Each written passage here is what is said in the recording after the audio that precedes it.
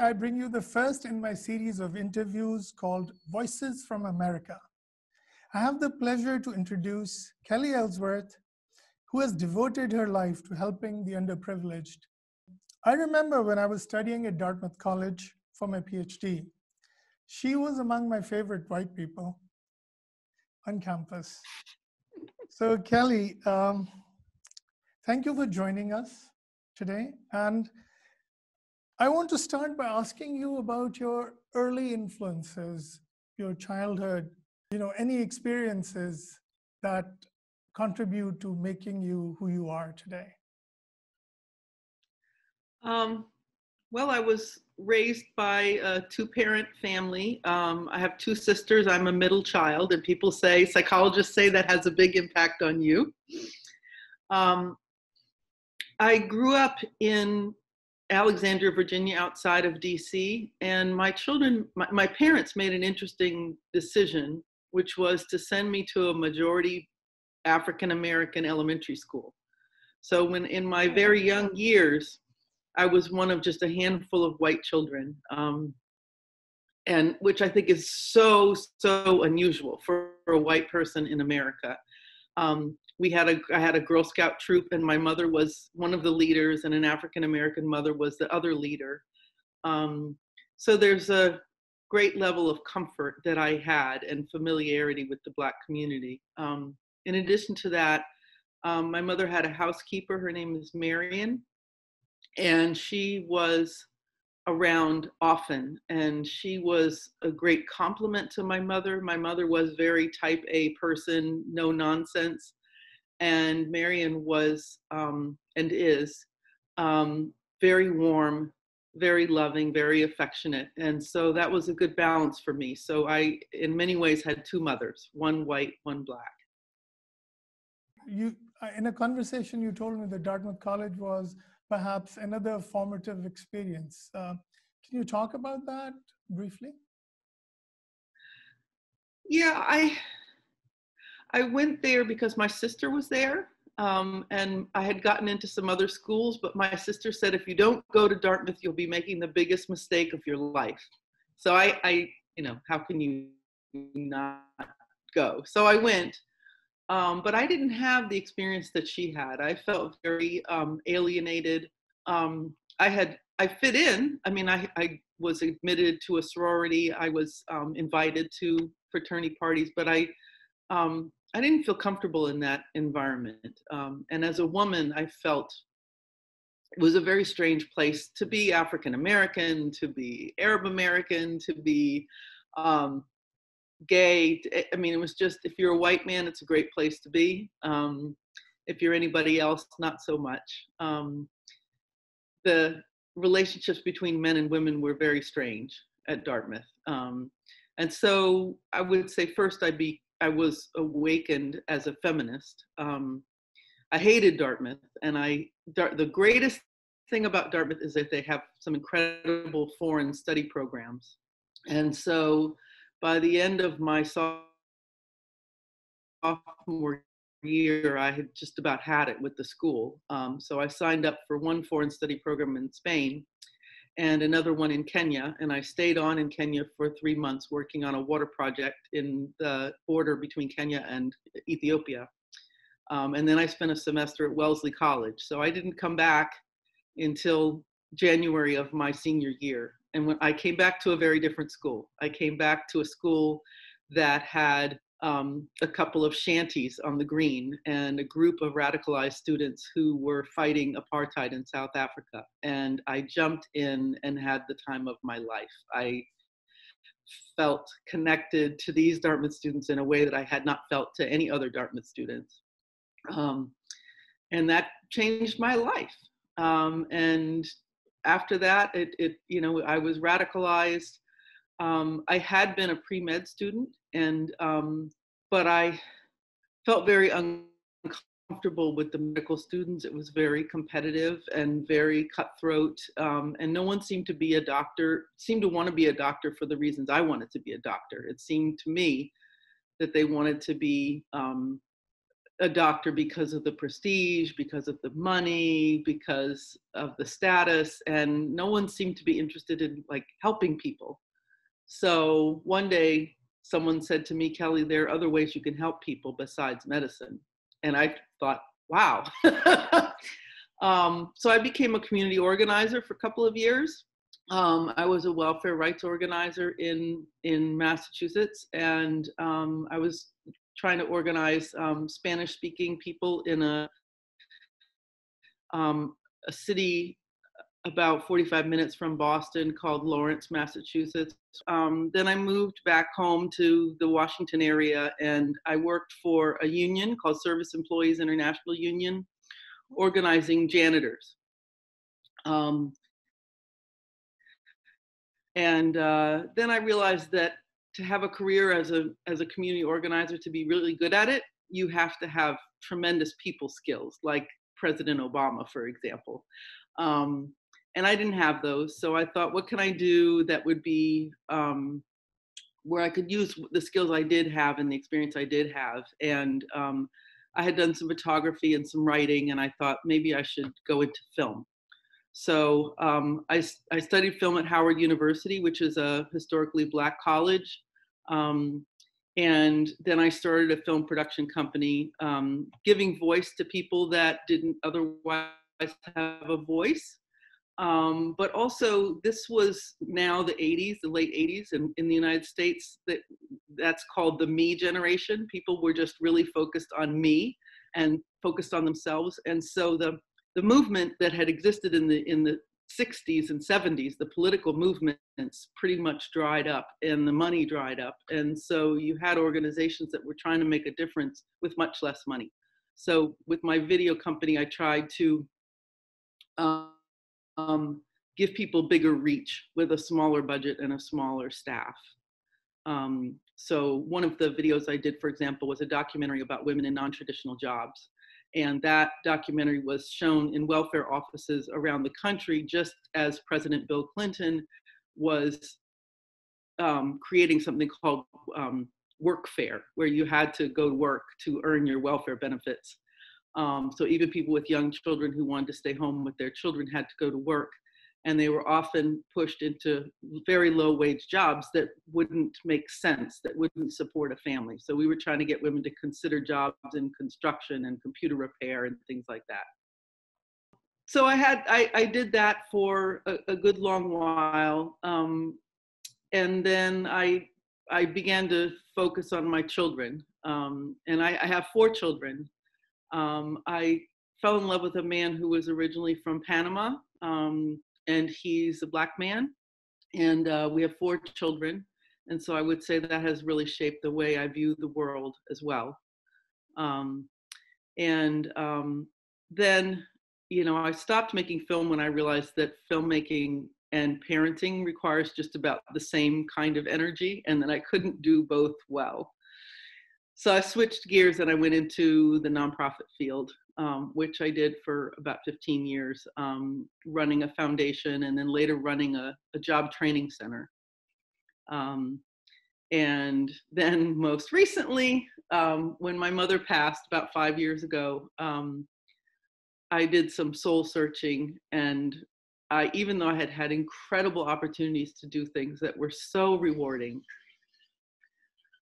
I just still hadn't felt like I had followed my path. And so I went back to my original path, which is medicine. So I went a full loop and I went to school to study to be a physician assistant, which in the United States is, it's also similar to something called a nurse practitioner, but it's a profession where you get 2 or 3 years of training after your college years. And after that, you can see a patient, do a history and physical, order tests, interpret tests, diagnose the patient, prescribe medication.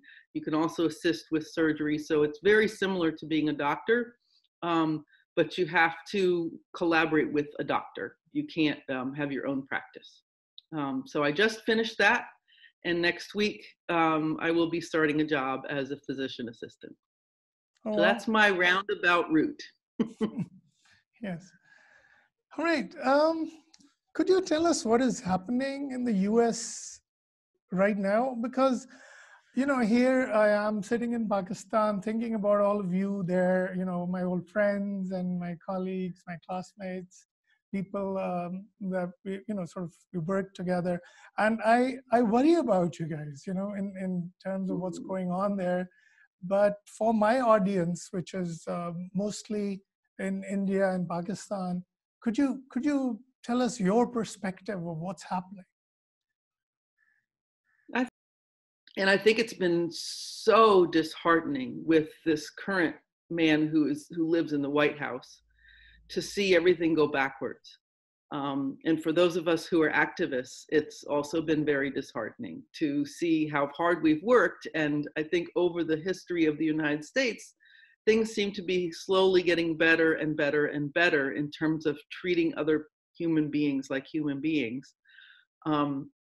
And then all of a sudden it's gotten worse. And that's just so distressing and disheartening. I think that the police brutality that happens in this country has been happening since the beginning of time. I mean, police officers, the whole concept of the police force was created in this country to control slaves and freed slaves. And so that brutality has always been there. And that's something that for generations, Black mothers tell their Black children, be careful, be careful, be careful.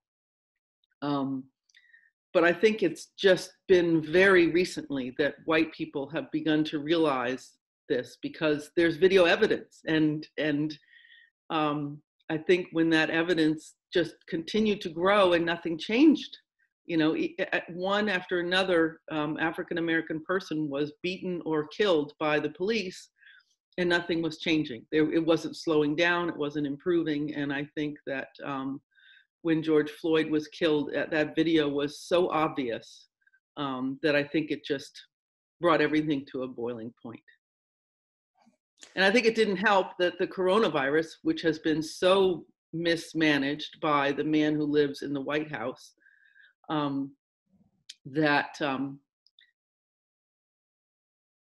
think people were also feeling the effects of a lifetime of racism in relation to the coronavirus.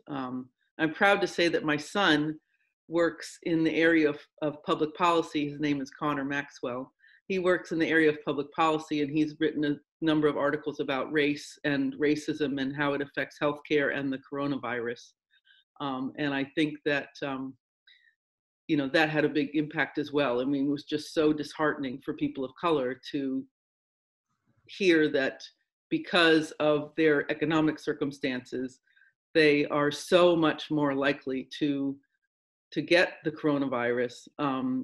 And then because of a lifetime of bad healthcare, inadequate healthcare, they're more likely to die from it. So that's really a double whammy, which I think really upset people very much. I think it's kind of funny that you say the man who lives in the White House. It's kind of like who for Voldemort. You don't Yes.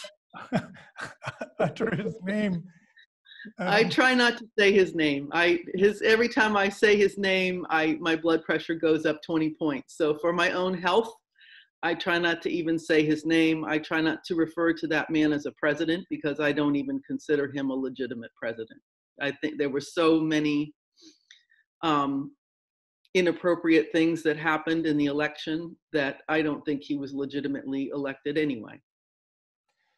And he doesn't represent. When you say that, there is, we've reached a boiling point, I understand. So that would indicate that people are expressing a sentiment. People are protesting because they think enough is enough. But is there a long-term strategy behind this? What do people hope to achieve in the long term? Well, I think that history has proven that protests work. Protests work in the United States and in other parts of the world. It brings attention to problems that are not being addressed. And I think we've all known, or many people have known, that there they've known how to solve these things. They just haven't realized that the people's will is in that direction. I mean, President Obama created a task force on improving policing, and it was implemented in very few places because there wasn't a will to implement it. There were all kinds of terrific ideas about how to improve things, and it was not implemented. And now that there is this groundswell, and we are now on day 15 of these protests all over the country in 50 states and all over the world, I think that the politicians, the national politicians and the local politicians, are really beginning to realize that they need to do something. They need to take action. Do you think social media has something to do with the sort of extent to which the protests have been mobilized or organized? Because I remember that during 80s, such incidents of police brutality did come to light, but when I was there, but things didn't ever sort of catch on to the extent that they are now.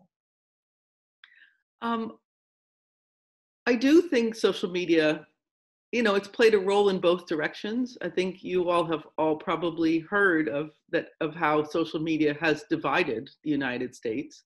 And we tend to share information with like-minded people.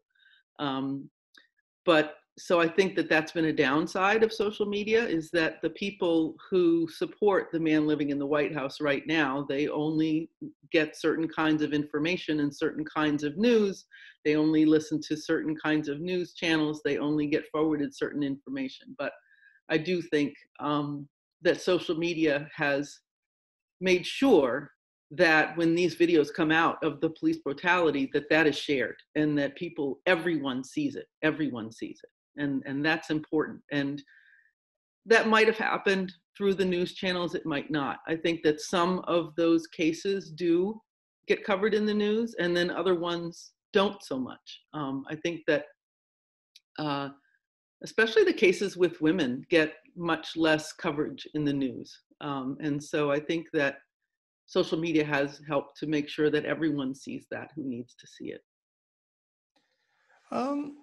For the benefit of my viewers, I would request you to share something more about the other side of this divide, of this ideological divide, because you know, in Pakistan we have something, you know, we have ideological differences as well. There is a right and there's a left, but I don't believe that Pakistan has ever seen something like, you know, the Ku Klux Klan type phenomenon. Maybe in India, you know, the neighboring India, there is now, you know, you have Modi and his anti-Muslim sort of stance, and in Kashmir, there is a lot of violence against Muslims.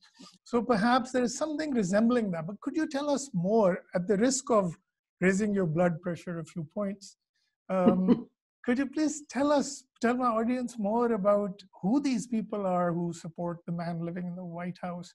And is it just evil incarnated, or is it something more than that?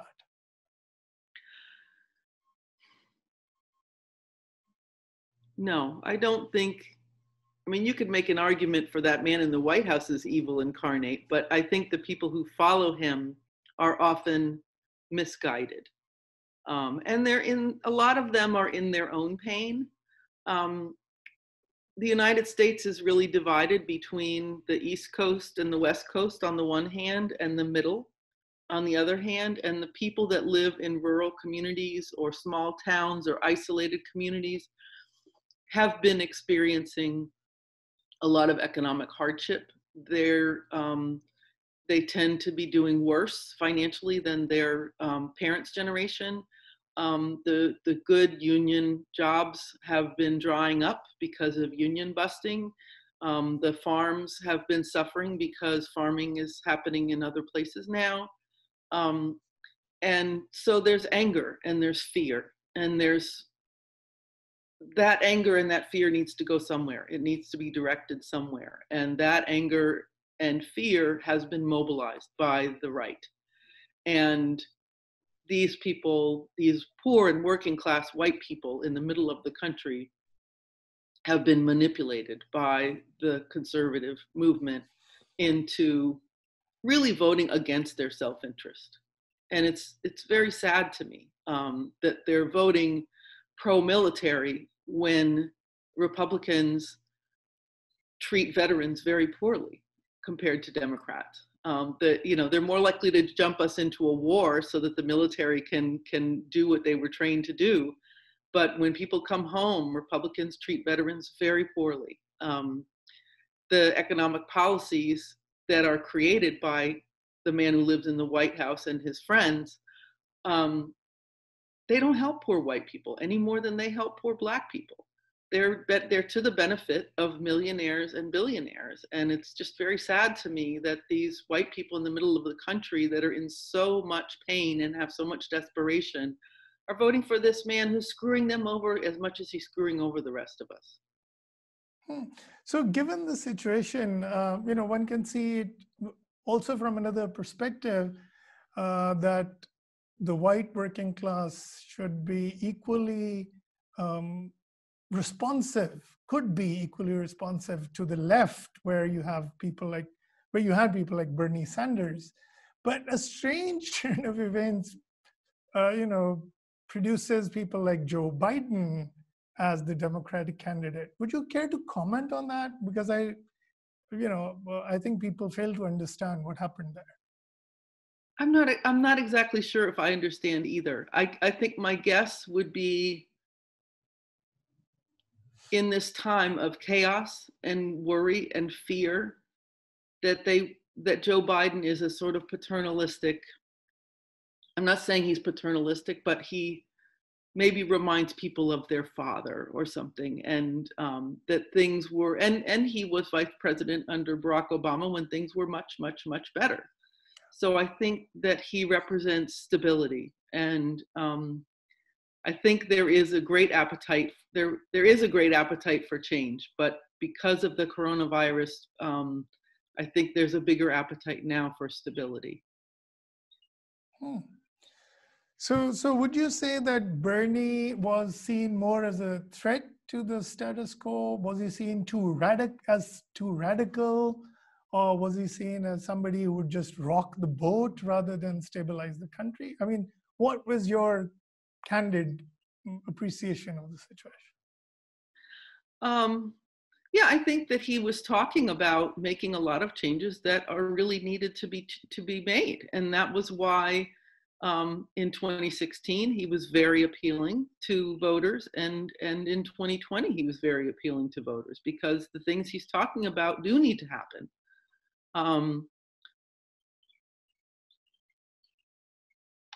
That was not my candidate. My candidate was Elizabeth Warren, but who has similar ideas, but I liked her approach a little bit better. But I think that when coronavirus hit, people wanted stability. They just wanted stability over change.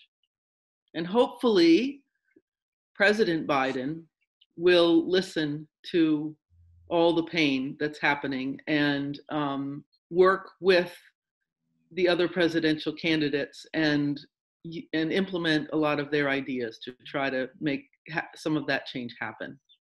Hopefully more than some, hopefully a lot. Okay, let me bring you back to the question of police brutality. Police brutality is a universal phenomenon. Yes. And especially in Pakistan, I would tell you that my house was robbed about 5 years ago, and I was just very, very afraid to call the police. That's how it's so, that's how bad it is. We do not like contact with the police because they might just say, hey, give me money, or ask for bribe, or harass my daughters, or things like that. So how is it different in the US?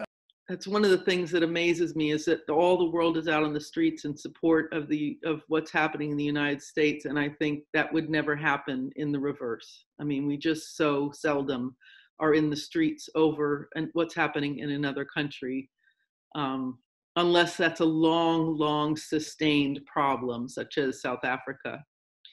I would say what's different, possibly, is just the way that people are treated differently by the police based on the color of their skin. That's the difference. That I grew up as a kid thinking of the police as my backup, as my savior. Should I ever get into trouble, that if anything bad ever happens, I wouldn't hesitate to call the police. You know, if I was speeding and they pulled me over, I wasn't so happy with the police, but that was my fault. But I never, ever, ever, as a blonde, blue-eyed white person, felt afraid of the police, felt that they would kill me, felt that they would beat me. About 5 years ago, I lived near the White House, and I lived closer to the Vice President's house, which is on a street called Massachusetts Avenue. And one day I was driving down Massachusetts Avenue right in front of the Vice President's house, and a police siren came on behind me. So I pulled over, and the police car was maybe 10 car lengths behind me. And I heard through the megaphone that said, "Get out of the car, get out of the car." And so I turned off my car and I opened the door and I started to get out of the car. Well, at this point, one officer had walked on the driver's side towards me. The other officer was on the sidewalk walking towards me, and they both pulled their guns on me. And he said, "Get back in the car." And so I guess he had said, "Do not get out of the car," but I just heard, "Get out of the car." And so I got back in the car, and, he rolled down my window and he came and he gave me a ticket because my registration was expired.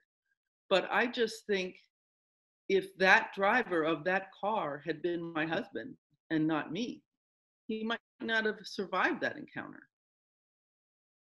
And that's terrifying to think about. I guess that sort of partially answers my next question, but I will still ask it. I heard the debate that, there was this slogan that we all are now very familiar with all over the world called Black Lives Matter. But some people on the other side are raising this thing called All Lives Matter and making it, sound somehow frivolous. What do you say to that? Well, of course, all lives matter. Anybody who has any level of humanity believes that all lives matter, but that's not the point. The point is that from the beginning from the first Black person that was brought to this country in a slave ship, Black lives have mattered less. They have been treated as if they mattered less, substantially less. In 1,000 ways, in 1,000,000 ways. And it is time for all of us to understand that Black lives matter. Okay, there is another concern because in Pakistan, there is a lot of debate around lockdown versus no lockdown. And our Prime Minister is very similar in his attitude, I would say in his cavalier attitude towards the virus. And people have actually compared the two people. In fact, they show the American president saying something about the virus, things like, "Oh, it's just a flu, it's not going to do any damage." And our Prime Minister saying similar things, and then changing his tune when things get really bad. But he's still opposed to things like the lockdown. During these protests, I was noticing that there were no standard operating procedures being followed. People weren't keeping social distancing. Hardly anybody was wearing masks.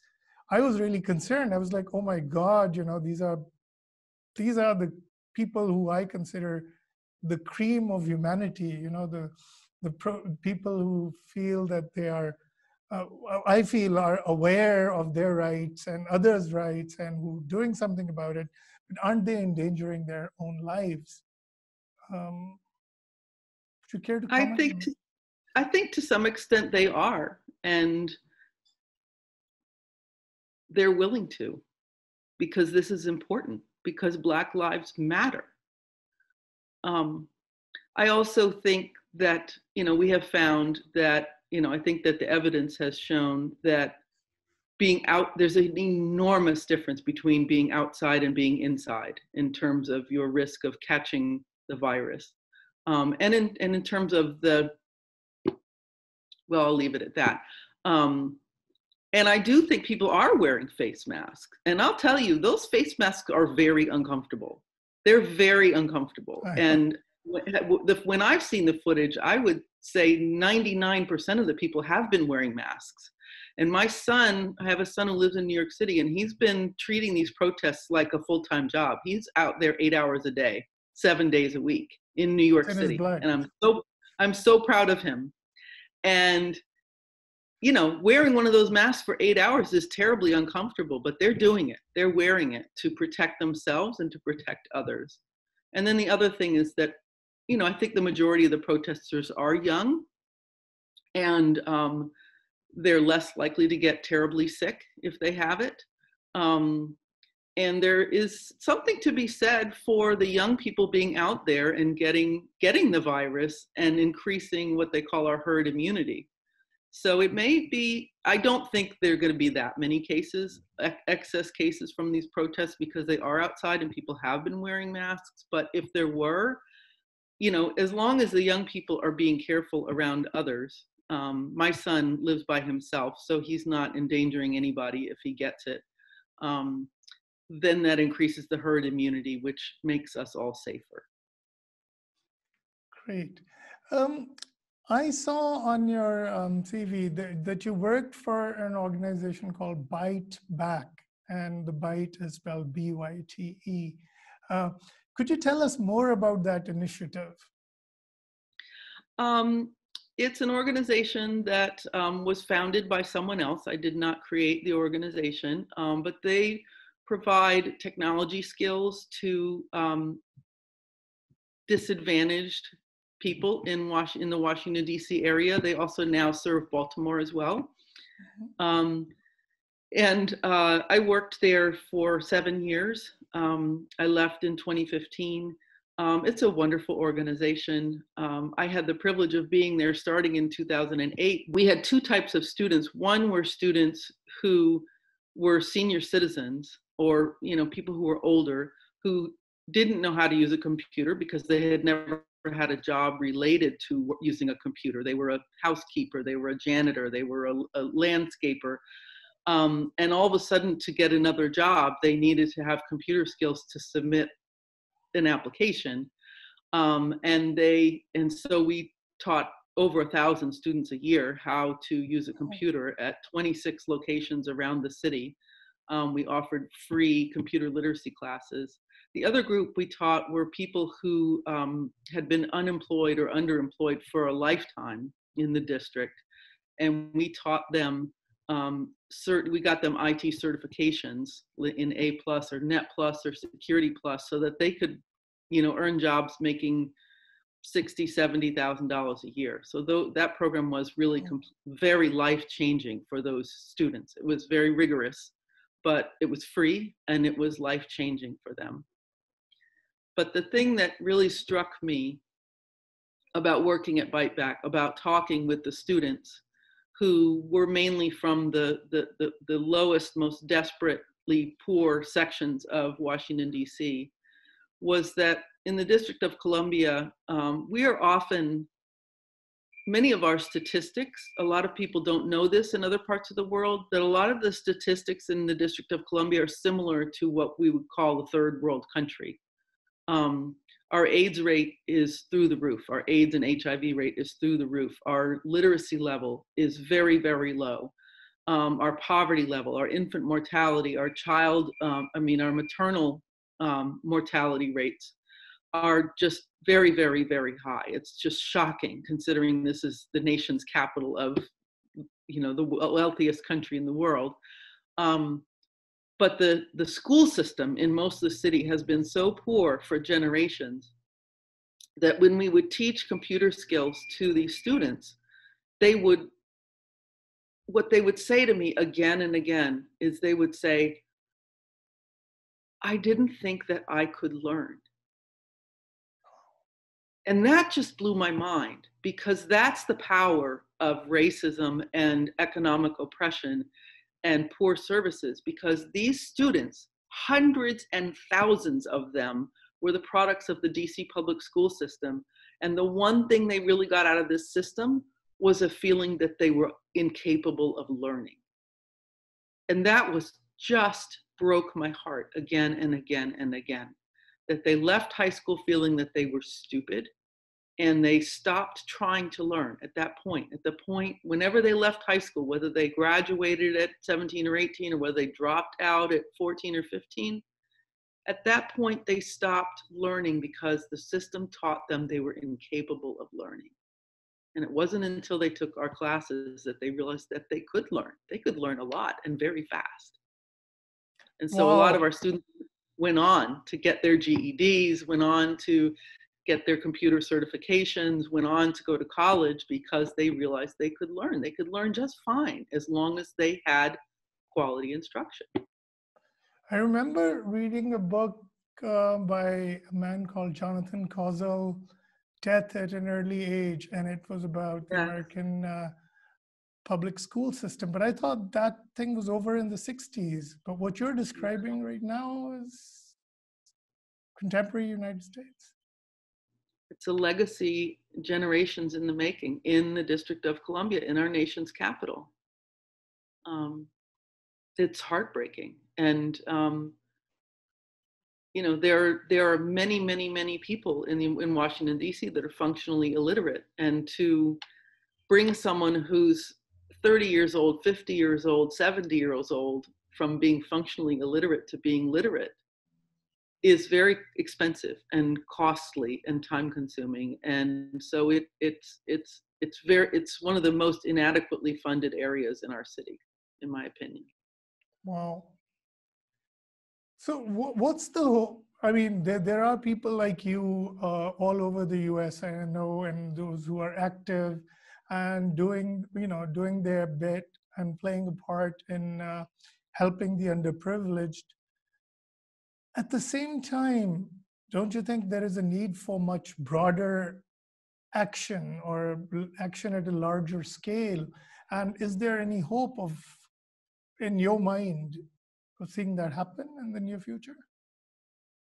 Absolutely. And I think there's a need all over the world for organizing, for real grassroots organizing. And I commend anyone who's doing it, anyone who's thinking about doing it, because it's essential. And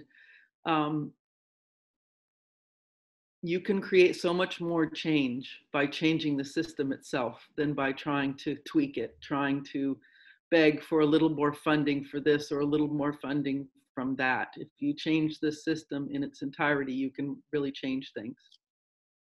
Mm-hmm. So how does one change the system? Then you have to have a plan, and you can't let up. Once people have realized that there's a solution is needed, you can't stop there. You need to continue putting on the pressure on every level, national, state, and local, to implement the changes that need to be made. As I mentioned earlier in our talk, there were a lot of recommendations made, for example, about how policing could be improved, that were not implemented because the will was not there to implement them and the pressure was not there. So I think that we need to vote for not just national candidates, but state and local candidates that will implement these things. And then we need to continue with the pressure, because as you all know, politicians can say one thing and what they do can be, once they're elected, can be very different. Once they're elected, the money speaks, and they're just chasing after the money to be reelected or to build their nest egg. And so the pressure has to continue. It has to continue until the changes are implemented. We can't stop. We can't let up. I just saw, I think a couple of days ago, the news item that Minneapolis City Council has decided to defund their police. How does that work? How is that going to work? Is that an example of the kind of things you're talking about? I'm not as up on that issue as I should be. My understanding is that most of the people that talk about defunding the police, they're not necessarily talking about cutting all funding and eliminating the police for all time. They're talking either about reducing the funding or shifting the funding to another entity. And part of the problem is that in the United States, I love unions, but in the case of the police union, they have made it very difficult to get rid of the bad actors, of the people who have, 10s, 20s, 30 complaints about brutality and racism. And, those people need to go. They need to be fired. And they need to be not only be fired from their own local police force, but they need to be blackballed and not rehired by anybody else. And we need systems to be able to track those people to make sure that they're not hired elsewhere. But I think the point is that in some big cities, more than half their city budget goes to policing. And there are many other needs in a community. And when you are just paying for the police and you're not meeting the other needs of your community, then people become desperately poor. And then it ends up snowballing. And then there's supposedly a higher need for police. And so then they even send even more police. So I think that the activists are trying to flip that script and let's reduce the number of police officers and funnel some of that money into things that offer hope, like job training, that offer people hope and opportunity so that they're not desperate. And I think that makes a lot of sense to me. And maybe, I don't know how the police unions work, but maybe if there are layoffs, they can lay off the bad actors and get rid of them that way. I don't know. But I did hear one person make the point that there are some professions where there's no room for error. And you can't have 95% or even 99% of pilots know how to safely fly a plane. 100% of pilots need to know how to safely fly a plane. There is no room for error there. And I think the same is true for police officers. You can't have 5% or 1% or even 0.1% of police officers who are racist, brutal murderers. You can't. There is no room for that. And there's no room, when we were in college at Dartmouth, we had the honor system. And at Dartmouth, if someone cheated, they would be thrown out of the school. But if someone saw someone cheating and they didn't say anything about it, they would also be thrown out, because it is our responsibility to hold each other accountable. And the police need to have a policy like that, where, not only does the bad actor need to be thrown out, but if other people don't stop that bad actor, if they don't step up and protect the residents of this country, then they need to lose their job as well. As a psychologist, I've always wondered about the kind of people police service attracts. Do you think that there is that element in America as well, that the police force tends to attract a disproportionate number of racist individuals or sadistic individuals? I think that it's more, the bigger issue is the culture. I think it's the culture. I think that it creates bad situations. I think that if you think about a firefighter, you need this camaraderie. You need to have each other's backs, literally, when you go into a burning building. And you all need to be united in fighting this enemy that is the fire. In the military, you have that same feeling. You all need to be united, no matter what your race or beliefs or anything else, you need to be united in fighting that enemy. Now, often that enemy is just some other low-income person from another country who's been forced to go fight out of economic reasons, and the same reason why you are. But with the police, that attitude exists in the police as well, to be united and to have what they call here the thin blue line, where you, above all else, you are loyal to your fellow police officers and against a common enemy. But the enemy is the American public. The enemy are residents of this country. And that approach doesn't make any sense in the case of policing.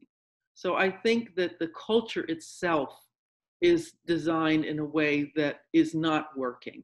And so I think there are some communities that are talking about just firing the entire police force, canceling their union contracts and starting up a different entity that has a different culture. So there will be something similar to a police force, but they won't have that toxic culture that breeds this us versus them mentality that has been so destructive to people of color in this country. Kelley, is there a message you would like to give my viewers? There is, I believe, a love-hate kind of attitude towards America, because on the one hand, we see all this opportunity, all this rhetoric of equality and freedom. At the same time, we have the other side where you have discrimination, we have, you know, the greed, the corporate culture, and so on. So is there something you would like to say as a message to the people? I wish that we were more deserving of any admiration that is aimed at the United States. I think our country has done many things that are very shameful. And I think we have modeled behavior that is often very shameful. And often our role in the rest of the world has been one that has created destruction and despair. I'm glad I'm an American. I'm grateful that I was born a blonde, blue-eyed white person in this country because I'm given every privilege imaginable. But I'm ashamed when we fall short of the ideals that we hold and the ideals that other people hold of us. I think we need to do much better, much, much, much better. Well, thank you very much, Kelley Ellsworth, for taking the time to talk to us and enlighten my viewers on what's going on in America, and also sharing, you know, your early influences and personal experiences. Once again, I'm grateful. Thank you very much, and hope to see you soon. Thank you so much. And thank you all for watching. Thank you for caring what happens in our country. I wish you all of the best. Thank you. Okay, bye-bye.